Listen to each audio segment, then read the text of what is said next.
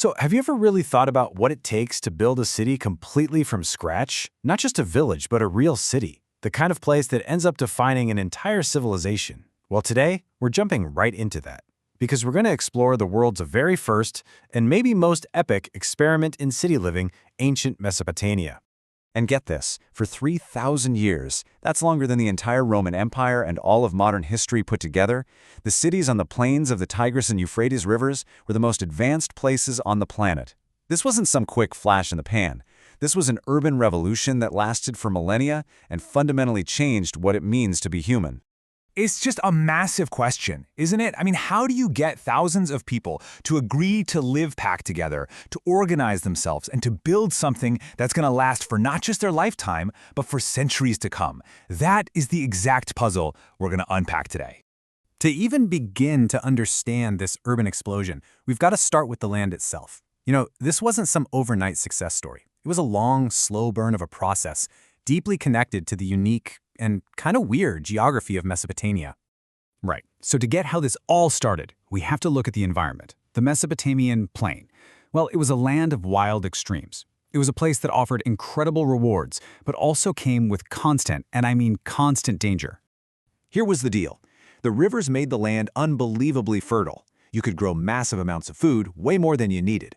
But, and it's a big but, those same rivers brought these totally unpredictable, devastating floods. You could either have the harvest of a lifetime or be completely washed away. Literally everything was tied to the water. You can see how human life just clustered right along the rivers and marshes. In a climate this dry, water wasn't just a nice-to-have, it was the absolute anchor for your entire existence. But what's so incredible is that people weren't just settling anywhere. They were being incredibly strategic about it. You can see that the biggest settlements pop up in the areas with the lowest climate risk. These weren't just hopeful farmers throwing seeds in the ground. They were sophisticated planners making calculated bets to make sure their communities would actually last. And the absolute bedrock of these communities was the household. Now, don't just think of a family living in a house. A household was the core unit of everything. It could be a small family, sure, but it could also be a gigantic temple organization with thousands of people. This was the engine where society was built from the ground up. Then in the 4th millennium BC, in a time we call the Uruk period, something totally radical happens.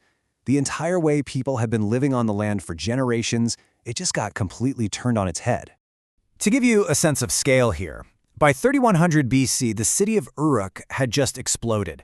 It went from a couple of small villages to a massive urban center covering 250 hectares.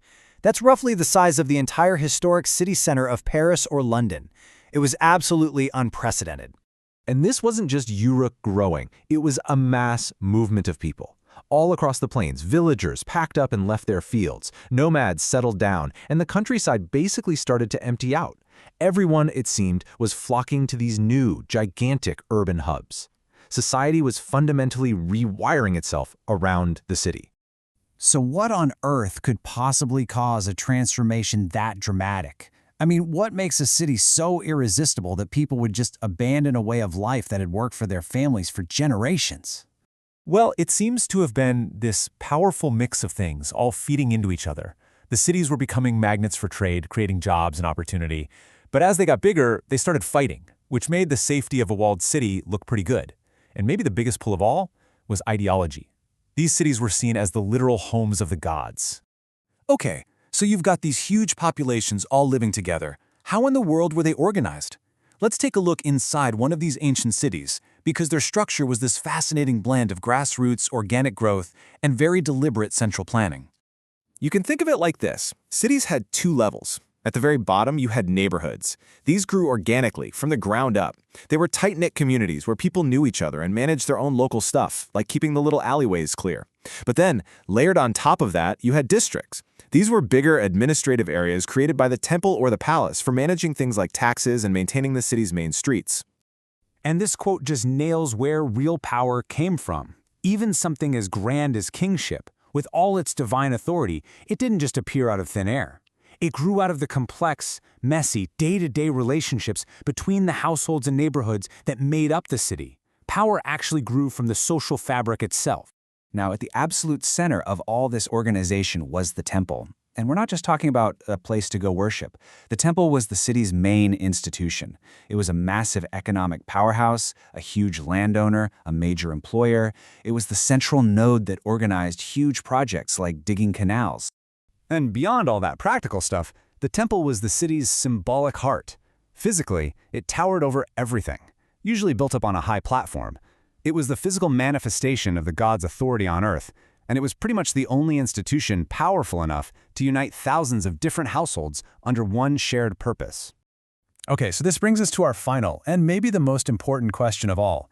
How did this urban experiment last so incredibly long? Why didn't these massive, complex cities just collapse under their own weight? Just take a second to look at this timeline. We are talking about a continuous urban tradition that stretches from the very dawn of cities, around 4000 BC, all the way to the arrival of Alexander the Great. Places like Uruk and were major cities for thousands of years. Their ability to last is just staggering. So what was the secret sauce?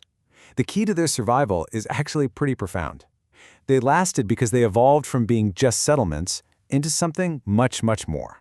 They became places that were absolutely loaded with meaning.